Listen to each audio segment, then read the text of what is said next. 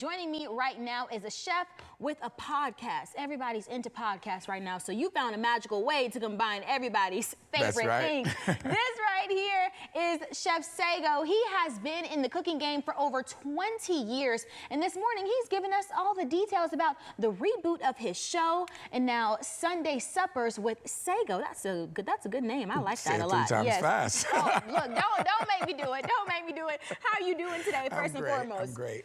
Oh, yes, absolutely. Look, we're happy to have you here. Before we jump into Sunday Suppers, first, tell us a little bit about yourself, your journey, and I understand your resume is pretty long as well. Well, I've had a good tenure and a nice ride in the culinary profession. Yeah. I've been enjoying working with food since the earliest days of me being through my childhood. Okay. I come from a restaurant background where I would say if there were any greatest influences, my mother would be one of them because she used to own a restaurant and banquet facility. So I grew up in restaurants for the most part.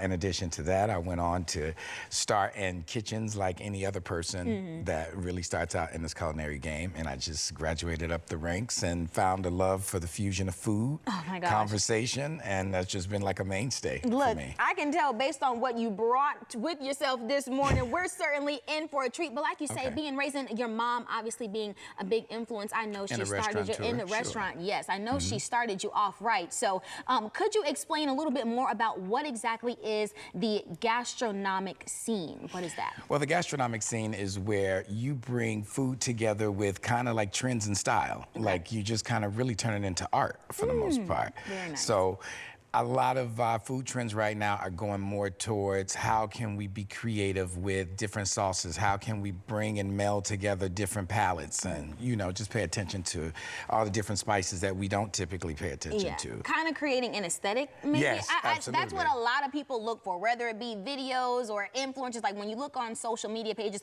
everything has to have an aesthetic because that's what's capturing people. And food is definitely a way to do that. Absolutely, and it sets the ambiance for anything that you're trying to do. Like I also do tablescape, and so that's what separates me from other chefs, that what I do in food, I try to transcend to a table where I'm going to do a setting and make sure that as a consultant in the food, you know, profession, I talk to people, kind of find out what your colors are. What are the crazy things that you like? How do you want to infuse this dinner party and turn it into something that is memorable? Well, you're already talking about what your specialty is. What are those dishes that you feel like you have mastered or even created on your own? All of them. All of them. There we go.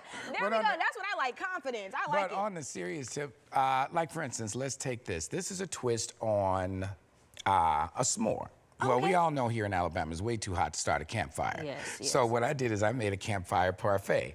All of the components of everything that you would have in a s'more, with the marshmallow cream, the chocolate ganache, the caramel, and you know, some of the graham cracker crumbs, all that has been infused into one beautiful parfait. And with doing this campfire parfait, I'm actually doing other parfaits just like that. So this weekend, if anybody's in Montgomery, I'll be doing the Joe Malone London campaign where their new fragrance, Raspberry Drizzle, they've asked me to go ahead and create these for that particular campaign. That is, and like you said, it might be a little too hot to do a campfire. We're looking for something cold, and this is chilled. Like I'm holding it, you guys, and this is very nice. We've got the whipped cream on top, and it's layered beautifully. Absolutely. Wait, and this is chocolate in here? Yes. Now, you know I gotta taste it. Can I taste it, Yes, please? you can, please. It's 9:06 in the morning, but hey, I need a sugar rush. That's the best one to have right there. Oh yes, that is so good. And all the components of that s'more that you melt with the chocolate and the graham crackers and everything is in there, but you don't have to heat up, you know, another 100-something degrees outside to get this. Absolutely. And when you come up with these creations, like, are you jotting them down over time? Do you try something, you're like, no, this needs to be worked out a little bit more? Yeah. Always. What's that process like for you?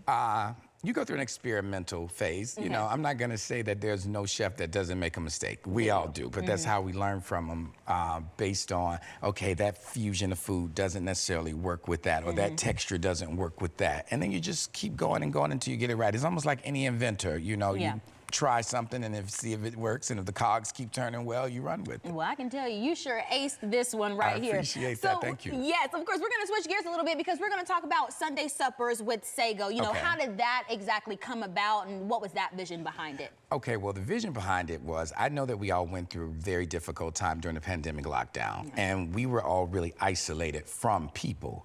And one of the ways of coming back into kind of society in a way was to get back to those dinners where everybody sat down around the table and discussed the nature of what was going on in their lives. So I came up with this concept where, how could you really be upset, even if you disagree on people, politics, and pop culture? How could you be mad over a great meal? There you go. With the aesthetic already set. And maybe you actually have a chance at hearing what somebody has to say versus everybody just kind of going at each other, which is what I kind of see is really commonplace with what we see in, you know, media just in general. Yeah, we talked about that yesterday. Really, food is what brings a lot of cultures together, no matter what your background is, what you might believe. Having a nice table or a dinner table is where you can just come and maybe forget about some of those things. Like you said, the struggles that people were going through, the pandemic. Food is something that we can all relate to and puts a smile on a lot of our faces. Absolutely. It was my happy place, and it was a form of escapism to go into the art of creating landscape for the table, playing with designs and interior, try to make the food match the actual decorum and just really set an experience. What has been one of your favorite episodes that you've done so far?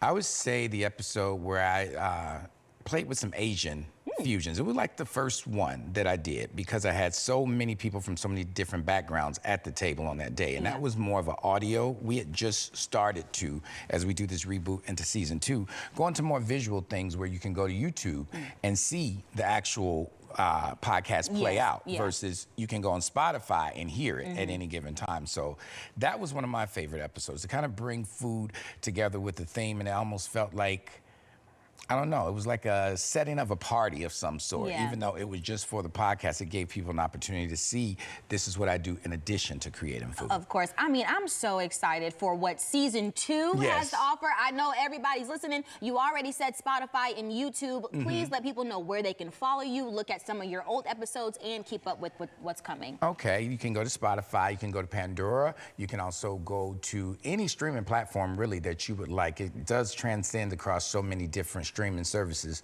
In addition, you can go to YouTube at Sunday Suppers with Sago, and you can follow me on Instagram, or you can just call through Facebook, Chet Sago, for any of your needs in catering as well as tablescaping, or if you just want to be a part of the show, I'm reachable on all those social media platforms. There you go, everybody. And you already know we're going to help you with the links on our As Seen on Day Today page. Look, I want to cheers, but you got to pick that one up. There we go. Cheers, and you definitely got to come back for another show. I would love to. All right, thank you so much, Chef. Thank you so much for having me.